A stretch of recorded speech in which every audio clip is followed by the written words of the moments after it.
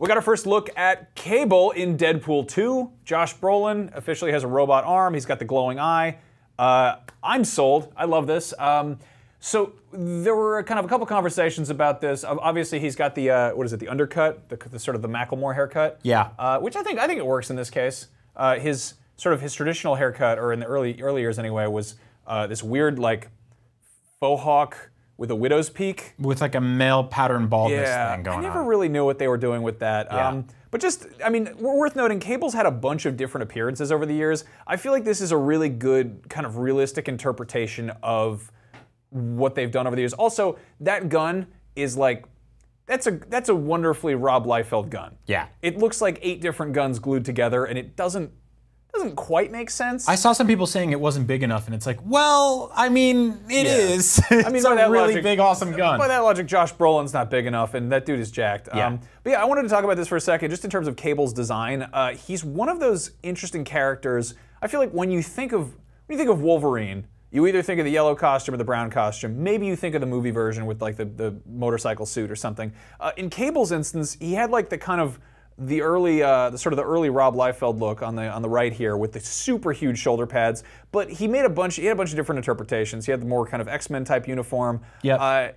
And you know, I feel like doing the fully colored thing doesn't quite work, but doing the kind of tactical John Connor with the, you know, Terminator implants. Yeah, I think they found a smart way to sort of solve for like his suspender strap looking things. Like you are missing his big kind of football pad on the left. He's still got like padding, and he's got bandoliers, and he's got pouches, lots of pouches. I still don't know the story with the teddy bear there. I think he fits into this universe perfectly. Yeah. So I wanted to just kind of take a look at some of the images. Worth noting, like I said, Cable does kind of, his design changes a lot, and I get the sense that they're pulling very heavily from Cable and Deadpool, obviously, because this is a movie with Deadpool and Cable in it. I just want to say I absolutely adore like the coloring on the left there. Like that is my era of comics right there, man. Like it was just so bright and fun. Yeah, I love that it. is the first issue of X-Force. Rob Liefeld, who drew just the most incredible shoulders, and then just kind of would give up by the time he got to the feet. Yep. On the right there, that's from Cable and Deadpool. I think that's Patrick Zurcher who did the pencils on that one.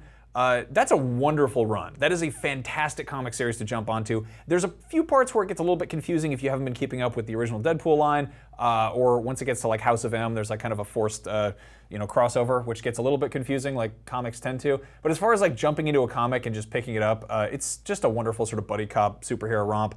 But yeah, like I'm stoked with how Josh Brolin looks. I think they nailed it. I think it feels grounded in what they've created with Deadpool, and I think the costumes in that are just miles beyond what they're doing in some of the other corners of the X universe. I completely agree. I think I had a moment at first where I was like, that's not my Cable. Like, I want the really big, goofy, over-the-top one. The cool thing about this franchise is I feel like we'll get there. Like, I think we're starting out with this version, right? But I think at some point they'll make a reference to that. Like, totally. These movies are being made by people who adore the source material. Mm-hmm. That's so important to point out because I think like you see other stuff.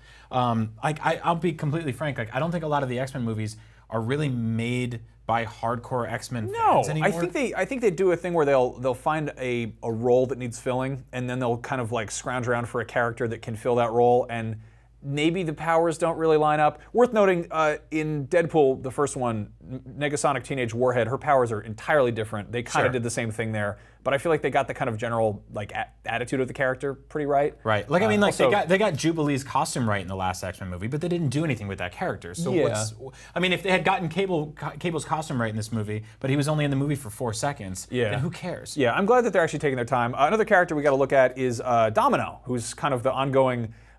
Sometimes Cable love interest, sometimes Colossus love interest. She gets around, but I love this fireplace theme they've been going with, by the way. Yeah, where it's like, oh, she kicked his ass and now she's using him as a rug. It was like a reference to the promotional shot for the last movie when we first saw Deadpool's costume. Exactly, yeah. Fantastic. This is Zazie Beetz, who's on the show Atlanta. I like that they're going with kind of like a sort of Foxy Brown, like blaxploitation Domino, which is a change of pace, obviously, from the albino with a spot on one eye, like the dog from the Little Rascals.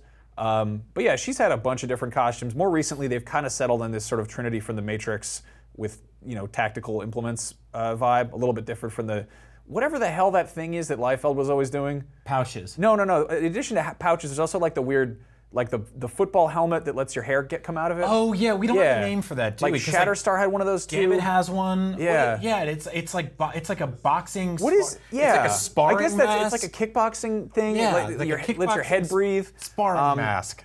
But yeah, you know on that note, one. I'm looking forward to this. It's being directed by one of the guys who worked on John Wick and then did Atomic Blonde. So if you want to get a feel for what Deadpool 2 might have going on for it, go check that out. In other kind of related sort of Deadpool news, this is just huge. What are you doing? I'm not doing it. They put it on my. We're trying to make Brian into Domino. Can we give me like? If you ever hear just like distant, haunting laughter, that's Alexio in the studio, who's the guy who's always just making things float around there. Yeah, they gave us like a $4 fake ghost budget this week, so we just burned through it. Hey, if you enjoyed us talking about Deadpool, you should check out our big debate about whether or not Deadpool 2's Cable should be fun or serious, and Josh Brolin showing up all over the place. He's one of the many actors who showed up in both Marvel and DC. We ran down a whole bunch of the other ones. Get that thing out of here, and watch Up at Noon every Thursday at noon Pacific time on IGN.